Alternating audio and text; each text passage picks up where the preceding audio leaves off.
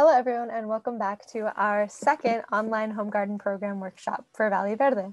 My name is Ana Regalado and I work at Valley Verde as a greenhouse coordinator, but today I'll be your presenter for our February workshop on soil and compost.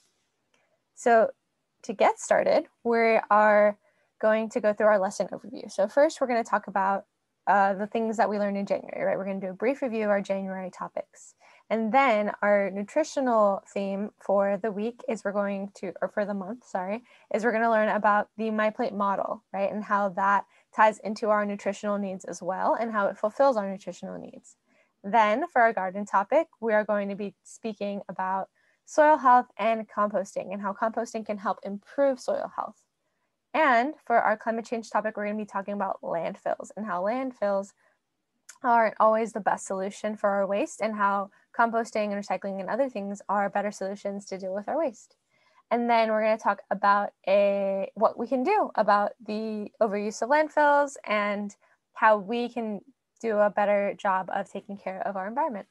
And then as always, we're going to have our announcements at the end. So to get started, we're just going to go through January, right? So I want you to just take a moment and think back to this past month about what you learned in our first workshop, right? So think about the nutrition topic, think about the gardening topic, think about what we spoke about, right?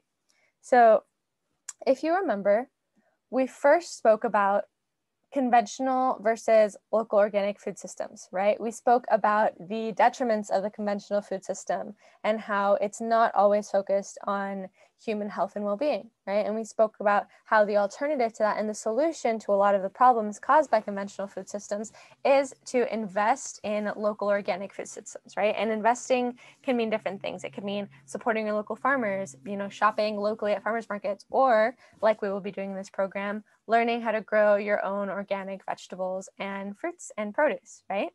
We also talked about how to read a nutrition label, right? And why it's important to know what information a nutrition label holds, especially in the process of trying to go from conventional to local food systems and in the process of learning how to navigate, if you do live in a food desert, how to navigate that system, right? You can't overnight go from being in a food desert to eating all healthy, locally sourced produce, right? It's always a journey. It starts with a few steps. So one of the first steps you can take is taking charge of your nutrition now, right? And a lot of the food that is available in food deserts is often processed, but they provide you with nutritional information on those processed foods so you can make better choices. And last month, we learned how to read that and how to help inform us so that we could make better choices now in the situations that we're in currently. And I hope you all took some time to practice it. And if you haven't, go ahead and I encourage you to practice it some more at the store, in your cupboard. Really just be familiar with nutritional facts and how reading them can give you a better picture of the nutrients that you're putting inside your body, right? We also spoke about how to read produce labels, right? What the 4 or 5 digit numbers on those produce tags meant, right? If it was 4 digits and it started with the number 4, it was conventionally grown, right? Most likely sprayed with pesticides or had synthetic fertilizers used on it to help it grow. If it was 5 digits and it started with a 9, that meant that that produce was organic. And if it was 5 digits and it started with an 8, that meant that that produce was, a genetically modified organism. So these codes and these stickers might seem, a bit arbitrary in the grand scheme of things, but it helps you if you have to make important decisions at the store, right? If you have to choose between buying organic and buying conventional because of your budget, you need to know what things are conventional and what things are organic, right? You can maybe buy the conventional bananas and oranges and potatoes because you're not going to eat the skin, right? But you might want to buy the organic, tomatoes or strawberries because more often than not, we're eating those fresh, right? So it's important to know about those little tips and tricks to help us understand how we can improve our nutrition and keep our health safe, right? We also talked about food deserts and what a food desert is, right? How is a food desert created? So a food desert, remember, was defined by income, right? 30% of the population being under 200% of the poverty line or more, right? An area that has that low income population combined with a greater distance to a grocery store, right? So if you are more than half a mile away from a grocery store and you're in an area that has 30% of the population living under 200% of the poverty line, you are most likely located in a food desert, right? Those are the two factors or qualifications that lead to food deserts. And we talked about the causes of food deserts, right? Things like inequitable policies, things like racism, things like lack of food access and lack of transportation, right? So all of those things can contribute to food deserts. And we talked about how to start eliminating and how to start getting rid of these food deserts, right? What can we do? And one of the biggest things that we can do personally is learning how to grow organically, right? Learning how to give back to our health and our families and our communities in a way that is empowering and healing our communities, you know? And we also spoke about how Valley Verde as an organization, and, you know, this program as an extension of that organization, is trying to do that work to really give back and, you know, start getting rid of these food deserts within our communities. So hopefully, if you have any questions regarding, you know, any of these topics that I just mentioned, there's a whole video on it for January, so you can go ahead and watch that here on our YouTube page. And if you have any other questions regarding these topics, if you want more information, you can always reach out to your program coordinator and they will be more than happy to share resources and answer questions. So without further ado, we're going to get started with our first February topic, which is going to be an overview of our nutritional needs, right? So last month we went over nutrition labels, right? But today we're going to learn which food groups provide which nutrients the nutrients that we need and how we can eat the right amounts each day, right? So it's not enough to just know how to read nutrition labels. We also need to know, okay, well, what kind of nutrition does my body need? And then use the tool like a nutrition label to help us achieve those levels of nutrients, right? So we're going to be using and teaching with the MyPlate model, right? So the MyPlate model teaches nutrition in 5 different categories. It teaches it with fruits, vegetables, grains, proteins, and dairy, right? So fruits, to begin with, carry the nutritional aspects that they give us, the nutritional benefits that they give us are that they have vitamins and minerals and they have dietary fiber, right? So when we're looking at vitamins and minerals, there's 2 different kinds. So there are fat-soluble vitamins and minerals and water-soluble vitamins and minerals. So fat-soluble vitamins are vitamins A, E, D, and K. And these vitamins are stored in your liver, your muscles, and your body fat. That means that you do not eliminate these vitamins until they're used up in your body, right? So that also means that you can get an overdose of these if you eat too much of these. And usually this occurs through ingesting excessive supplements, right? Not through a regular diet. Because what happens is when we're taking these extra supplements of vitamins A, E, D, and K, and they end up getting stored in our liver, you know, when our normal bodily processes are functioning, they don't get easily excreted from our bodies. So it's good to know that this happens when you take supplements and not necessarily through a normal diet. This will almost never happen with a normal diet. And these vitamins, these fat-soluble vitamins, are best digested and absorbed when you pair them with other fats, right? So if you have a meal that has an oil in it, like a salad dressing, or that has meat in it, right? Those vitamins will be better absorbed with other oils. And fat-soluble vitamins travel through your lymphatic system to your bloodstream, right? On the other hand, water-soluble vitamins, which are vitamins B and C, are eliminated through your urine, right? And your body will use what is needed and then pee out the rest. So it's almost impossible to overdose on these vitamins because, you know, your body will only use what it needs and then get rid of the rest, as opposed to the fat-soluble vitamins, which your body has to store because it has no way of getting rid of them until they're used, right? Some fruits, like avocado, also contain healthy fats, right? They contain healthy fats, but they also have those fat-soluble vitamins. And fruits also provide you dietary fiber, which helps keep food moving through your body and can be subtracted from overall carbohydrate grams on the nutrition label if you're counting your carbohydrate intake, right? So if you're monitoring how many carbohydrates you're eating, if you see on a nutritional label dietary fiber, then you know that those grams of carbohydrates in the form of dietary fiber can be subtracted from your overall carbohydrate intake, right? The second grouping is vegetables. So vegetables also have vitamins, they also have minerals, they also have dietary fiber like fruits, but they also have carbohydrates, right? So when we talk about carbohydrates, there's two different kinds of carbohydrates. There are complex carbohydrates, right, which are normally found in whole grains or, vegetables or things like that. And then there are simple carbohydrates, which are sugars, right? Either natural or added sugars. You're not going to find any added sugars in vegetables, but there are naturally occurring sugars in vegetables, right? And these simple carbohydrates are actually beneficial for your body because in the short run, they give you quick bursts of energy, right? And they're also in this nice little package that has other nutrients. So it's not, these sugars aren't the same as if you had been, drinking Coca-Cola or another soft drink, right? And in addition to that, on the flip side, complex carbohydrates will give you more longer lasting sustained energy, right? So it'll keep you energized throughout the day as opposed to simple carbohydrates, which will just give you that initial burst of energy, right? Vegetables also have dietary fiber, again, like fruits. It helps keep you regular. It helps keep your body and your digestive processes flowing naturally and healthily, right?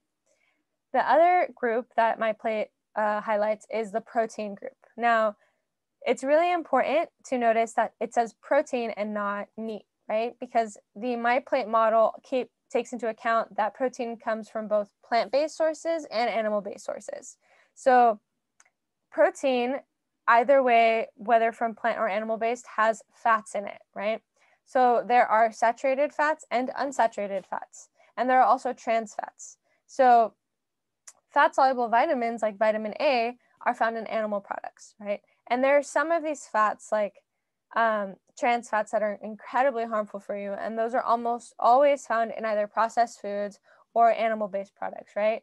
Whereas other fats like saturated fats or unsaturated fats aren't as bad for you, and they're found in both plant and animal-based, right? And a lot of the times, the unsaturated fats are found in plants, and they're a little healthier for you because our body needs fat. But the saturated fats are the ones that are important to look out for, right? We want to make sure that we're monitoring our intake of them because they're not as healthy for us, right? So it's important to keep track of the amount of fat that we're eating, right? But it's also important to keep track of the kinds of fat that we're eating, right? So try to eliminate trans fats from your diet as much as possible, and try to eat more unsaturated fats, which come from plant-based sources like oils or avocados, than saturated fats, right? Because our body needs these things, right, for our health, but we don't want to, everything in moderation. Another important aspect of the MyPlate model is that it takes into account grains, right? So grains provide you with an incredible amount of carbohydrates, right? Complex and simple. Same thing, complex carbohydrates are a little bit harder to break down, and there's more energy used to break them down, but they give you more energy in the long run, right? As they're broken down, they release energy. And simple carbohydrates are easily metabolized, right? They're easily broken down by our bodies, and they come in the form of sugars that give a short burst of energy. Grains also have a lot of fiber, dietary fiber like fruits and vegetables, so they're healthy for your body as well. And the MyPlate model also takes into account dairy. So you can have dairy in the form of, milk, in the form of yogurt, butter, cheeses, different things. But we notice that on the MyPlate model, it's a bit to the side, right? It's not front and center, but it's also not forgotten because dairy provides us with important nutritional needs such as protein, vitamins, and other minerals, especially vitamin D and calcium, among others, right? So these are the aspects of the MyPlate model, and they're the, now we know what nutritional needs are being met with each aspect of the MyPlate model, right? So to continue on, you might be asking, well, why are we using the MyPlate model now? Why is that so important, as opposed to, the food pyramid that you might have learned about or seen growing up, right? So it's important to note, when you look at the MyPlate model versus the food pyramid, what do you notice, right? Like, let's take a moment to look at it and see, okay, what are the differences? What are the similarities, right? You might notice that, okay, there's fruits and vegetables on both. There are grains on both. There's protein in both, and there's dairy in both, right? But one of the things that you can see is that the MyPlate model doesn't focus on sugars or fats, right? It doesn't include them as a part of your meal. It knows that inherently we will be getting these things through our fruits and vegetables, through our dairy, through other things, and our proteins, so we don't need to include them as a part of our model. You also might notice how the amounts of grains or carbohydrates has changed in the newer model, right? It's no longer the base, the biggest food group of our nutritional needs, right? It is a part of it, right? Almost equal to vegetables, but bigger than fruits and proteins. And you can also see that rather than focusing on the big picture of your diet, right, what your diet should look like overall, MyPlate focuses on portions for each meal, right? So it's a little bit more doable and easy, and it makes healthy eating simple and practical, right? As opposed to trying to conceptualize, a food pyramid every time you're putting together a plate of food. So go ahead and try these things out. Look at the MyPlate model. Try it out at home.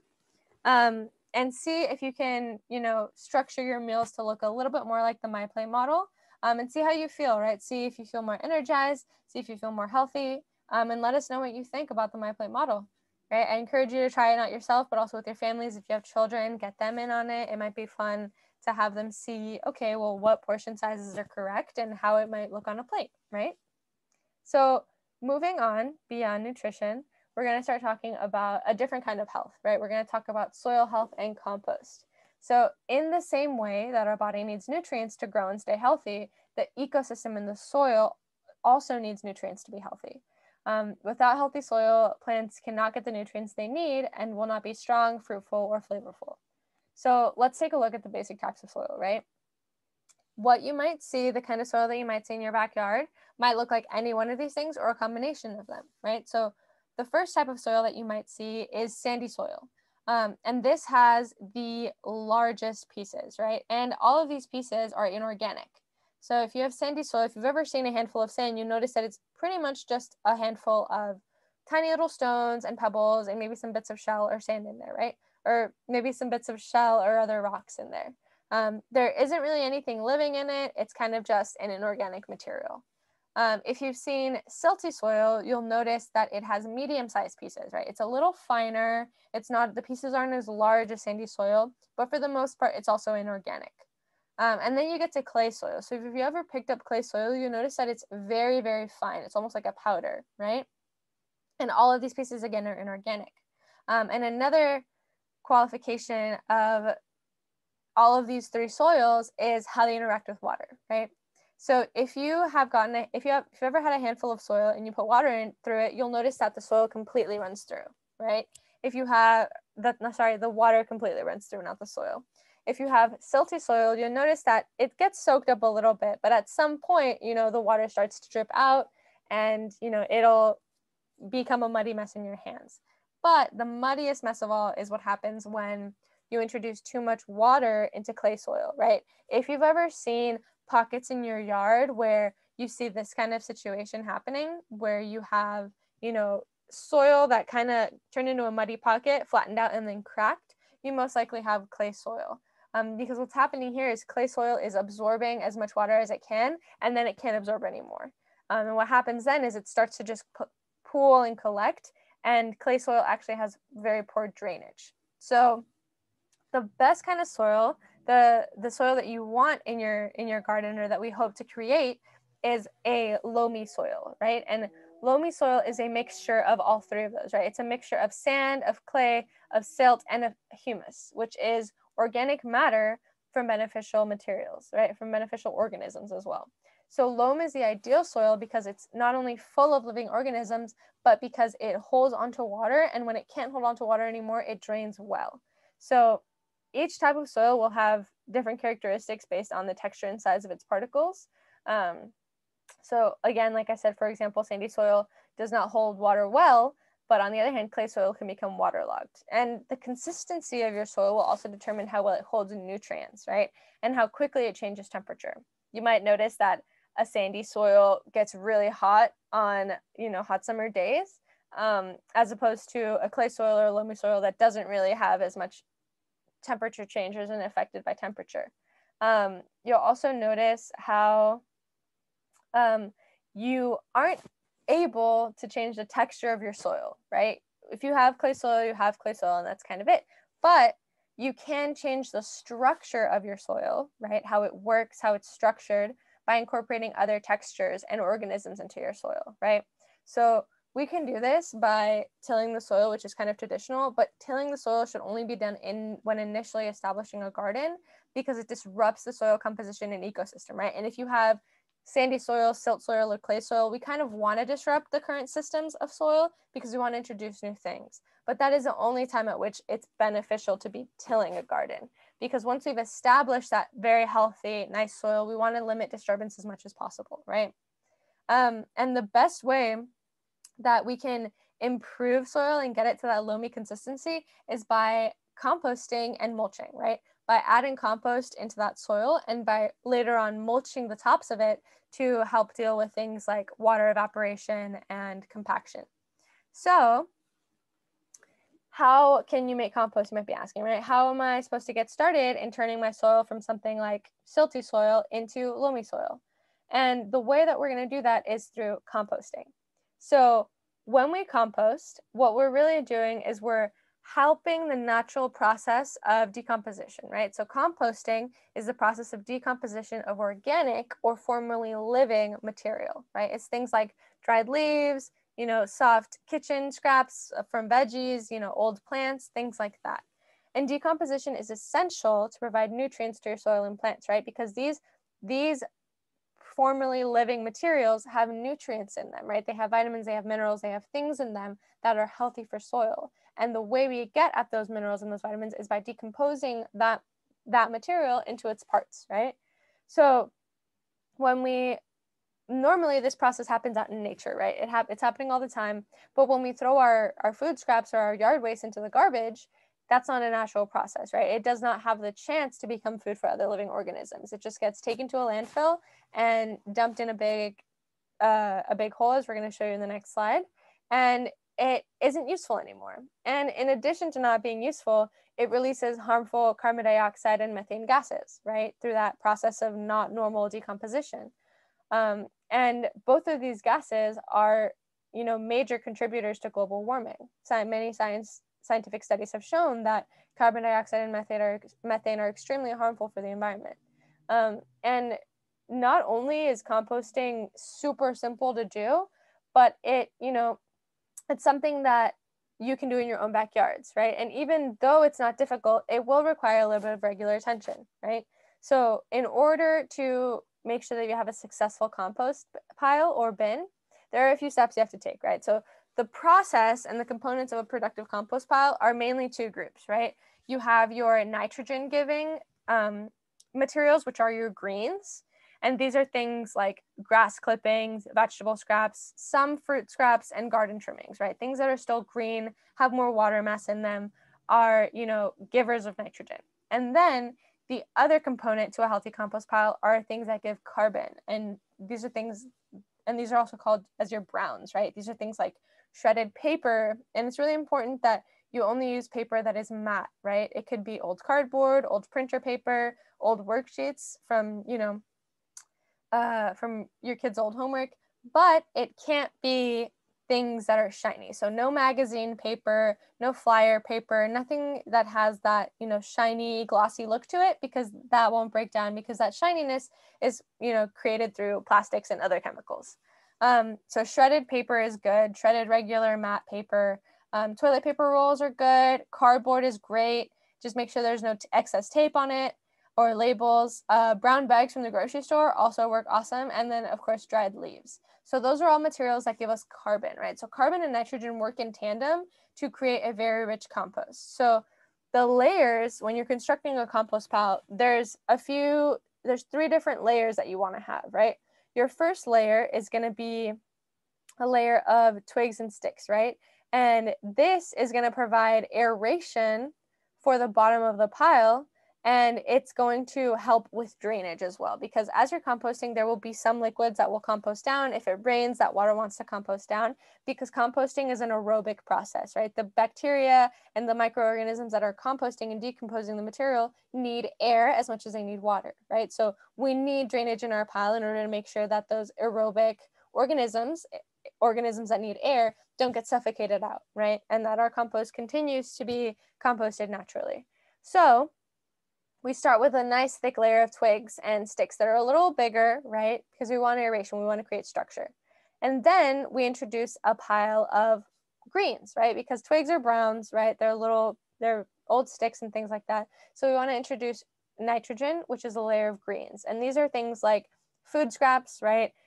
Grass clippings, fresh leaves, and yard trimmings. And it's important to note, when I say food scraps or kitchen scraps, we want to think of our compost pile as being a vegan, right? We don't want to give it any meat or dairy or animal products, because that will attract unwanted critters and it won't decompose very well, if at all. And if it does, it'll create a very noxious smell.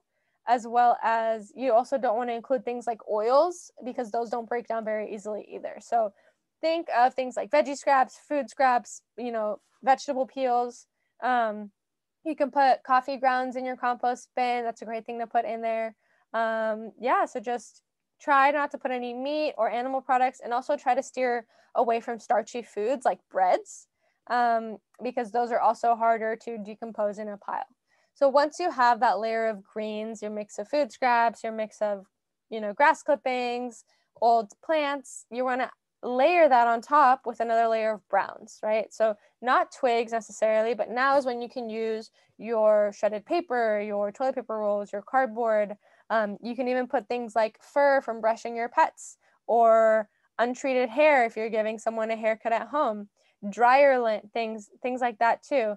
Those are all great browns, and just throw them all in there and start creating sort of a lasagna, right? You're going to alternate layers of green and brown, green and brown. And when you end at the top, you're going to want to finish with a layer of browns, right?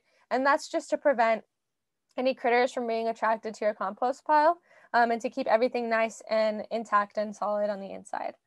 You're going to want to feed your compost pile often, right? Adding equal parts greens and browns, again, continuing that layering process. And your compost will also need to be turned weekly, right? So if you have a pile that you've constructed just like this, it needs to be turned once a week. And that turning simply means taking the top layer and putting it on the bottom, right? And going layer by layer and sort of flipping the layers one on top of the other. And this helps with aeration, because it introduces air, and it helps keep the process going of composting. And it also needs to be watered, because compost likes to remain damp. So you always, when you grab a pile of compost and you squeeze it out, you want maybe 2 to 3 drops of water to squeeze out, right? If there's no water coming out at all, you need to water your compost down. If there's too much water, you need to introduce more dry things like browns, to soak up some of that excess moisture. If you have, any questions, there is a backyard composting handout for our participants in the program. And if you are not a participant in the program but would still like access to the handout, please go ahead and reach out. I'm sure we'd be more than happy to send you a copy. If you need any help, refer to page 2 on the handout and review what you can and can't add into a compost pile, right? You should also review the troubleshooting section of page 2 on the handout. It just gives you some quick tips and tricks if things start to go awry with your compost pile. And again, just another note, some compost information encourages putting breads and grains into the compost pile, but for beginners, if you've never done composting, you've never had a compost pile before, it's best to avoid bread, as it molds very easily and can contain oils. So if you've never composted before, avoid composting breads and grains until you're a little bit more proficient in composting and know what a healthy composting pile looks like, and what an unhealthy one looks like, and how to sort of remedy either or, right? Another thing to remember is that it's a learning process, but encourage you to lean on one another in your program. We encourage you to lean on different resources, reach out to us, watch different videos, read different books about composting, because it is a very wonderful and fulfilling practice, but it does take a little bit to master in. So now that we've talked about composting, which is a good kind of decomposition, we're going to go ahead and circle back to landfills, right? And the bad kind of decomposition. So you might think, well, landfills take our trash away, they put them in the earth, right? Like it decomposes, what's so bad about it? Well, landfills actually create dire effects on our Earth's ecosystem. So landfills are the result from excessive amounts of waste created by humans. Notice in the photo how waste is buried in the soil, right?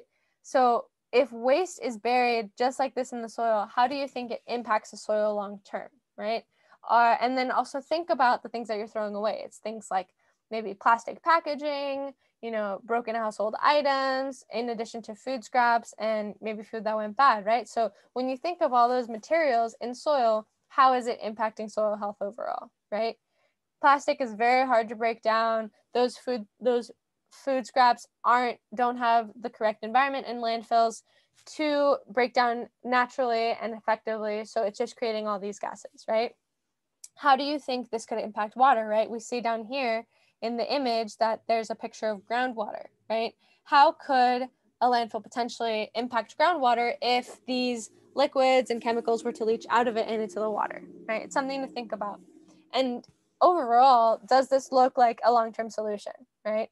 Do you think we can continue to accumulate mass amounts of garbage and then just bury them in the ground? Or will there come a point where, we have no more places to bury trash in our ground, right? And what's going to happen when we have to deal with that? So landfills not only create enormous amounts of methane gas and carbon dioxide, but they also generate other harmful chemical liquids, right? So those gases are incredibly harmful to the Earth's ozone layer when they exceed naturally occurring levels, right?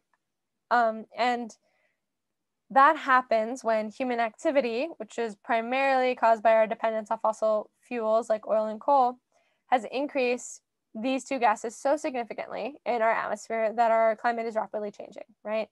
This is because of the greenhouse effect, where carbon dioxide and other greenhouse gases trap heat and gases in the Earth's atmosphere. And as a result, temperatures rise, right? So temperatures have risen faster in the past 20 years than in any other time in recorded history. And if we don't change our habits individually and encourage other corporations and people that we give our money to change their habits, we will be, causing irreversible damage to our planet because of our consumption and waste patterns. So we're already seeing these damages happening in the form of rising sea levels because of glacier ice melting, in the form of rising ocean temperatures, which kills important sea life, in the form of increased animal extinction, and in the form of increased droughts and even severe weather around the globe, right? These are all consequences of climate change that we're seeing happen now. So the dire effects of climate change can only be diminished by lots of people making changes in their daily habits and consumption of goods, right? That means purchasing less, throwing away less, investing in the things that we have now, fixing things instead of replacing them, composting instead of throwing everything away to the landfill, recycling responsibly, right? And encouraging companies and other corporations to be responsible as well through who we choose to give our money to, and even through direct contact, right? Emailing them saying, hey, I was wondering if you had a more environmentally friendly option, or what are you doing to counteract this, right? It's important that we hold ourselves accountable, but also the other systems in place accountable as well. Because, even though landfills might be a great solution now, they won't be forever, right? And organic material, right, like it says here, needs air, microorganisms, and water to decompose, and those aren't available in landfills, right? And that results in carbon dioxide and methane emissions. So even though this is a solution, it's not a perfect solution, it's not a great solution. And we need to start thinking about the things that we can do better in the future to, reverse this or improve this, right? We have to find the places in our system that can be fixed and fix them, right? And one of those fixes is as simple as making your own compost pile, right? Right here, you can see a slice of a compost pile, and you can see pieces that aren't quite ready yet and pieces that have turned into rich black gold, as many people call it, right? It's ready to put into your garden and ready to give those nutrients back into the soil, right? Because by regularly composting your food scraps and yard waste, you'll not only be enriching the ecosystem of your soil, but you'll also be preventing this beautiful, usable organic material from being wasted in a landfill, right? You'll be preventing you'll be preventing it from contributing carbon dioxide and methane gas emissions, right? Because the lack of airflow and living organisms in a landfill prevent it from becoming usable, right? And in your compost pile with regular care, you can transform your waste into fertilizer and into a rich soil ecosystem, right? It's instead of just becoming food scraps that go to the trash, it becomes a usable resource that turns into something beneficial for your soil and for your health, right? So we have, if you're in our program, resources and materials for you to learn how to build your own compost pile. And, we encourage you to try this at home, right? If you have a community garden, maybe encourage a few other people to get in on it and, to all learn how to compost together and take turns turning the pile and flipping things over. If you have a limited space at home, maybe a different kind of composting is good for you. And that could be something like a worm bin. So you can look into doing a worm bin, which is great for apartments or great for homes that have smaller yards. But overall, there's a great variety of ways that you can do this at some scale in your home and your lifestyle, and a great amount of ways that you can, give back to the earth, right? So whether that's making your own compost pile, taking care of a worm bin, or saving your food scraps until you can take them to a community compost pile, right? We actually have a community compost pile at Valley Verde, right? So if you're ever in downtown San Jose or passing through, you can collect all of your food scraps at home, and instead of throwing them away, you can bring them to our location and we can turn them into something usable that will go back into our community, into our gardens, into our soil, right? So we encourage you all to do this and, hope that you gain something from it. So our next class, right, for March is going to be here on our YouTube page, as including, can also be said for April and May and June and everything after. And a really important check-in for today is have you let your coordinator know that you watched the January video, right? You need to be reaching out to your coordinators and letting them know when you finish watching these videos, because that is how they, mark your participation in the program, right? So it's really important that you reach out to them, text them, fill out the survey if there is one, and let them know, hey, I finished watching the video, just wanted to let you know so that you can mark my attendance for this month. Another important check-in is make sure you have all of your registration forms complete for the program. All of that information is really important for us to have, and not only so that we can get to know you, but so that we can know how successful our program is and how we can improve it in the future, right? So with that, I hope you all have a lovely rest of your day and that you all take care and that you all go home and try the MyPlate model, try composting, and I'm excited to hear your feedback and to see you all here next time. Bye, everyone. Have a good one.